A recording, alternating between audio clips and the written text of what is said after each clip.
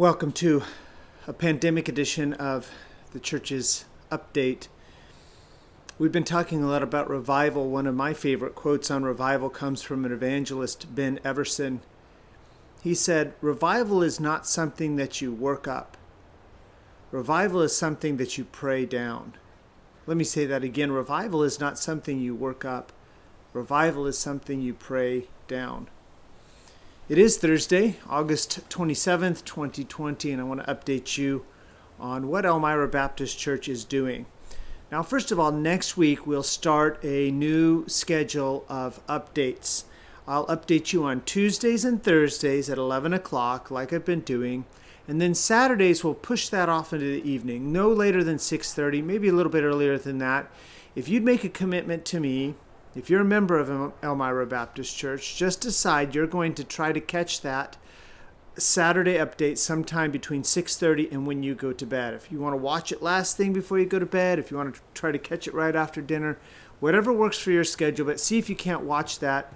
I'll update you about anything that's happening Sunday morning. We're meeting outside, we're meeting inside, we've moved something around, and that will give us the ability to stay flexible, to stay nimble, to meet the various circumstances as they come. Remember what our goals are. Number one, to meet. We want to continue to meet as a church.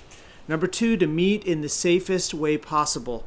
Last Sunday, we ended up meeting inside because there was so much smoke outside. Number three, we want to include the maximum number of people. And that's why, Lord willing, we'll meet outside this Sunday. We'll meet outside so folks can drive in. And then finally, we will continue to live stream every service on Facebook and on sermon audio. Now, this coming Sunday, the children's program will meet inside. The rest of us will meet outside, Lord willing. And I hope you're praying for our first responders, those who are responding to fires, those who are taking care of folks in hospitals. Just a lot going on right now. Our devotional this morning is from Isaiah 44, so I'm going to take my Bible here, Isaiah 44, verses 3 and 4. "For I will pour water on him that is thirsty, and floods upon the dry ground. I will pour my spirit upon thy seed, and my blessing upon thine offspring, and they shall spring up as among the grass, as willows by the watercourses." We've been driving, of course, on I-80 between here and Vacaville, between Fairfield and Vacaville, and you see the burned out areas there. And you know what's interesting? In a few months, there'll be some rains. All that burned up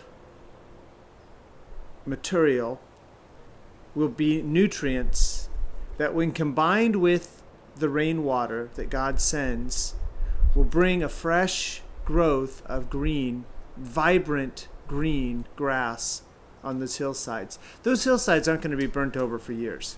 Just a few months, and the rains are going to restore those hillsides. That's what revival is spiritually. Things seem dead. Things seem burnt. Things seem pointless and hopeless and purposeless.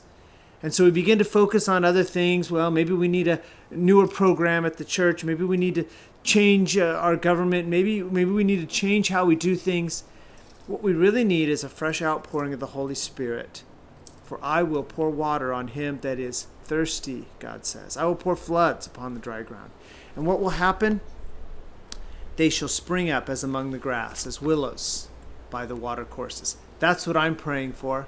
I know that's what you're praying for. And I hope that you'll join me again on Saturday morning at 11 o'clock, and we'll talk again.